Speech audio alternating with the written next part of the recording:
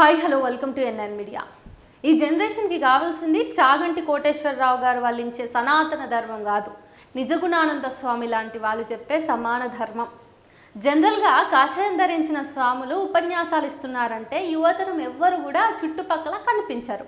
కానీ కర్ణాటకలో నిజగుణానంద స్వామి మీద అంటే ఆయన స్పీచ్ ఇస్తుంటే యువతరం మొబైల్లో వీడియోలు తీసి మరీ ఫేస్బుక్లో లైవ్ పోస్టులు పెడతారు. అంత ఆకర్షణీయంగా ఉంటాయి అతని ఉపన్యాసాలు. అతను ఉపన్యాసం ఇస్తున్నంతసేపు చప్పట్లు మోగిపోతాయి. టీవీలో అతని ఉపన్యాసాలు ప్రసారం చేసే దమ్ము ఏ ఛానల్కు లేదు. అతను వాట్సాప్ స్వామిగా, యూట్యూబ్ స్వామిగా గుర్తింపు పొందారు. 12వ శతాబ్దంలో బ్రాహ్మణ కుటుంబంలో పుట్టి హిందూ ధర్మంలో ఉన్న అన్యాయాల్ని, మూఢనమ్మకాల్ని ఎదిరించి లింగాయత ధర్మాన్ని స్థాపించిన బసవన్నలాగానే నిజగుణానంద స్వామి కూడా తను పుట్టిన బ్రాహ్మణ కులాన్ని అలాగే హిందూ ధర్మాన్ని కాదని లింగాయత ధర్మాన్ని స్వీకరించాడు. వర్క్ ఈజ్ వర్షిప్ అనే బసవ సిద్ధాంతాన్ని ఈ తరానికి చాటుతున్నాడు. ఆయన ఉపన్యాసాలన్నీ నిర్మోహమాటంగా, ముక్కుసూటిగా ఉంటాయి. టీవీల్లో పంచాంగాలు, జాతకాలు చెప్పే వాళ్లను చీల్చి చెండాడతారు. సనాతన ధర్మంలో ఉన్న అన్యాయాల్ని, అజ్ఞానాన్ని ప్రశ్నిస్తాడు. ఇటీవల ఆయన ఉపన్యాసాల్లో కొన్ని పాపులర్ అయిన మాటలేంటో ఇప్పుడు చూద్దాం. గోవును దేవుడిగా పూజించే హిందువులు పందినెందుకు పూజించరు? విష్ణుమూర్తి దశావతారాల్లో వరహావతారం కూడా ఒకటి కదా. ఈ దేశం సనాతన సాంప్రదాయవాదుల చేతుల్లో నాశనం అవుతుంది. నాకెవరన్నా పాద పూజ చేస్తానంటే నేను ఒప్పుకోను. మాలాంటి స్వాముల పాదాలు కడిగి ఆ నీళ్లు తాగితే పుణ్యం వస్తుందన్న మాట నిజమైతే మా పాదాలు తీసుకెళ్ళి కావేరీ నదిలో పెడితే సరి, ఆ నీరు తాగిన వాళ్ళందరికీ పుణ్యం వస్తుంది కదా. మాంసం తినే వాళ్ళ వల్ల ఈ దేశం నాశనం కాలేదు. నెయ్యి తినే వాళ్ళే ఈ దేశాన్ని నాశనం చేశారు. ఈ దేశంలో అత్యధిక శాతం మాంసాహారులే. టీవీల్లో జాతకాలు చెప్పే జ్యోతిష్యులు చెన్నైలో వరదలు వచ్చినప్పుడు, గుజరాత్లో భూకంపం వచ్చినప్పుడు ఎక్కడున్నారు?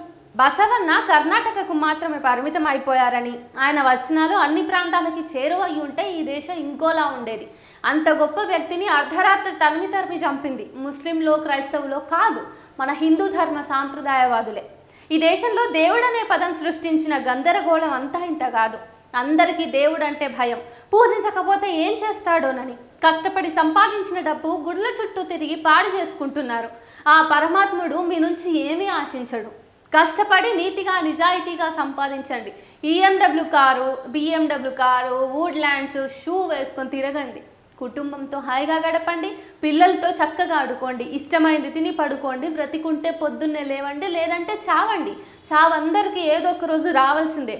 నాలాంటి స్వాములు చేస్తారు, గుళ్ళో పూజారి చేస్తారు. కష్టపడి పనిచేసే రైతులను, శ్రామికులను, శూద్రులను చేసింది హిందూ ధర్మం. ఇదేం ధర్మం, ఇదేం న్యాయం?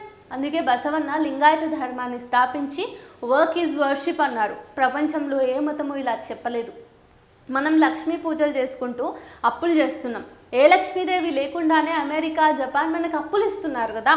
గుడిలో దేవుని దర్శనం కోసం క్యూలో నిలబడే ప్రజలు లైబ్రరీలో నిలబడినప్పుడు ఈ దేశం బాగుపడుతుంది. ఆ పరమాత్ముడు తన బిడ్డల నుంచి యజ్ఞాలు, యాగాలు కోరుకోడు. అందరినీ సమానంగా చూస్తాడు. ఇలా ఉంటాయి అతని ఉపన్యాసాలు. నిత్యం ఏదో చోట బసవన్న వచనాలు తెలియజేస్తూ, మూఢనమ్మకాలను వ్యతిరేకిస్తూ పోరాడుతూనే ఉంటారు. రేషనలిస్ట్ ముస్లింలతో కలిసి మత కలహాలకు వ్యతిరేకంగా పోరాటం చేస్తున్నారు. వేదాలు, ఉపనిషత్తులను తిరస్కరించిన లింగాయత ధర్మాన్ని ప్రత్యేక మతంగా గుర్తించాలని పోరాడుతున్నారు. స్వర్గ నరకాల కాన్సెప్ట్ని కూడా లింగాయత ధర్మం వ్యతిరేకిస్తుంది. బసవన్న వచన సాహిత్యమే లింగాయతులకు మార్గదర్శకం. హిందూ మతంలోని కుల వ్యవస్థ మీద పోరాడిన లింగాయతుల్ని మరో కులంగా గుర్తించడం సిగ్గుచేటు కదా.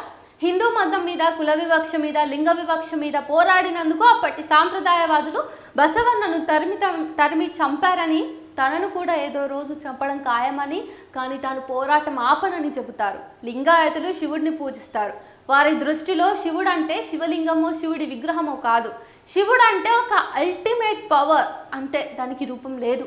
కానీ ఇప్పుడున్న చాలామంది లింగాయతులు అంటే 20% కర్ణాటక పాపులేషన్ కూడా లింగాయతులే అన్నది ఇప్పుడు గుర్తుపెట్టుకోవాలి. అందరు దేవుళ్లకు మొక్కుతూ సాధారణ హిందువులుగానే బతుకుతున్నారు. చాలా కొద్ది మంది మాత్రమే బసవ తత్వాన్ని అర్థం చేసుకుని జీవిస్తున్నారు.